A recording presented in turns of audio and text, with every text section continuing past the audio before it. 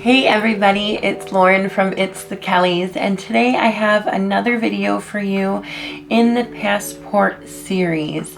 And this one is going to be all about renewing your passport, and you're going to renew it by mail. This video is for you if your passport is expiring soon, is already expired, or if it is so full of stamps that there is no room for another one, which good job, and you need to get a new one because you're out of pages. As we all know, passports are good for 10 years if you're an adult and 5 years if you're a child. And also, most countries only let you in if you have more than 6 months left on your passport.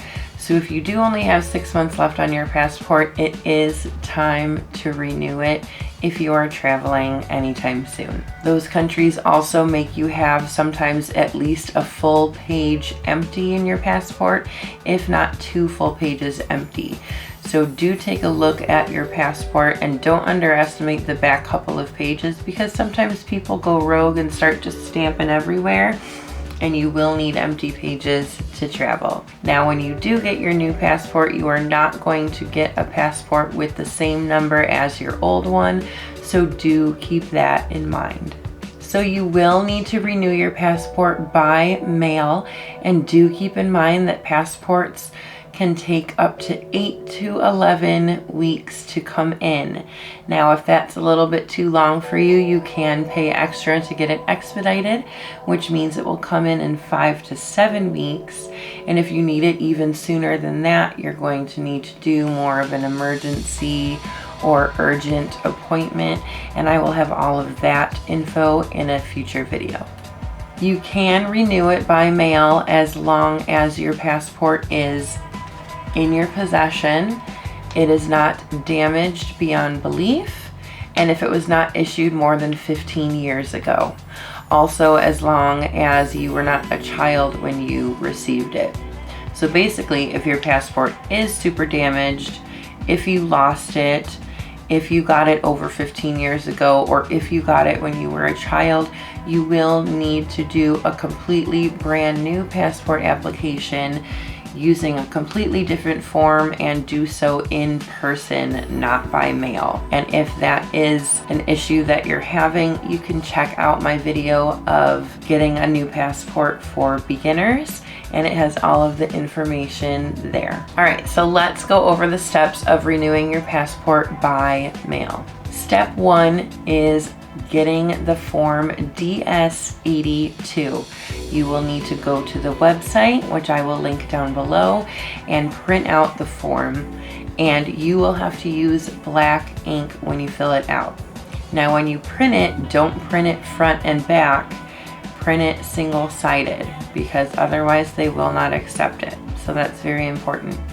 When you fill out the application, the first question you are going to get is going to be whether you want the regular size book, which is 24 pages, or whether you want the large book, which is 52 pages. There is no extra cost for the 52-page book, so I do suggest it if you're doing a lot of traveling within the next 10 years, or if you are going to countries that have a full-size visa that take up a lot of room. You will also have to choose whether you want a passport card or not, but if you're already planning on getting a passport book, I think the passport card is kind of pointless. The passport card is only good for land travel to Canada and Mexico, or travel by boat to the Caribbean and Bermuda. It is not good for international air travel, so I suggest just getting the passport book for $130. You will need to put your social security number on the form, so do make sure you have that handy, and also you will need to sign and date it. If you are at an in-person appointment for whatever reason, you can't sign and date it when you're filling it out. You have to have somebody witness your signature. But as long as you are mailing it in like normal, go ahead and sign it. Do not forget. Step 2 is to submit your most recent passport in with your application. They will send it back to you with little hole punches on it like this, so you will get it returned to you, but this is your form of ID when you are doing this passport by mail. Step 3 is to provide a passport photo. Now, since you're not doing any type of appointment, you will need to go to your local photography store or CVS or Walgreens or something like that, where they will take the picture for you. I highly suggest it. There are a lot of photo requirements that if you try to do the photo yourself, you may not get it right and it may not be accepted. The requirements are, it has to be a little 2" by 2" colored photo. The background has to be white or off-white, and your head and your body need to be completely facing forward, and you need to have just a little bit of a neutral expression. I usually like to smile with my mouth closed. And if you wear glasses every day, you do have to take it off for the photo. And you cannot wear any type of hat or head covering.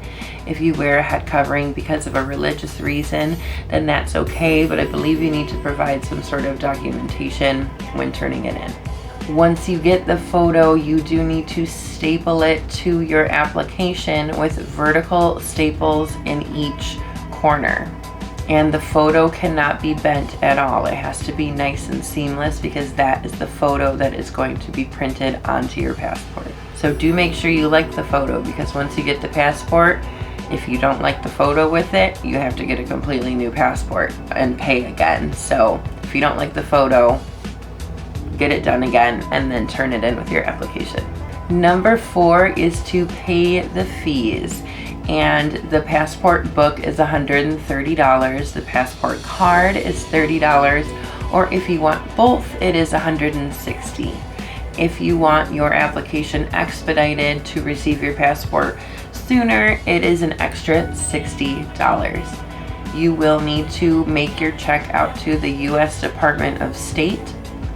And on the very front of the check, you will need to put your full name and date of birth. Step 5 is our final step, and that is to send it in the mail. You have to go to the U.S. Post Office. You cannot go to UPS or FedEx or anything like that.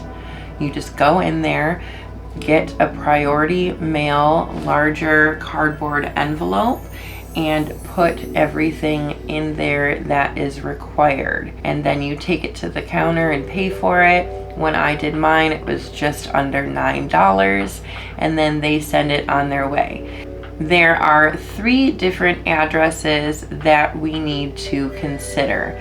There are 2 separate addresses if you are doing a normal routine service of 8 to 11 weeks, and those vary depending on the state that you live in. So this first address is for people that live in the following states: California, Florida, Illinois, Minnesota, Texas, or New York. This is going to be the address that you need to send it to if you live in one of the following states that I just mentioned and you are not expediting it. If you are doing a routine service and not getting it expedited and live in any other state in the US, you are going to send it to this address right here.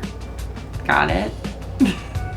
And then no matter which state you live in, if you are getting it expedited, you are going to send it to this address right here, and you are going to write expedite on the envelope. Eventually you will receive your new passport in the mail. Do open it immediately and fact check everything and make sure there is no data or printing error. If there is a data or printing error, you will have to fill out a form and resend it in and get it fixed. And I'm going to go over that in the next video, as well as how to change your name if you get married or something like that. So that's the next video. I'm also going to make a video on how to get a passport very fast in an emergent situation. So check those out coming soon. Thank you guys so much for watching. I will see you guys soon, and let me know if you have any questions down in the comments.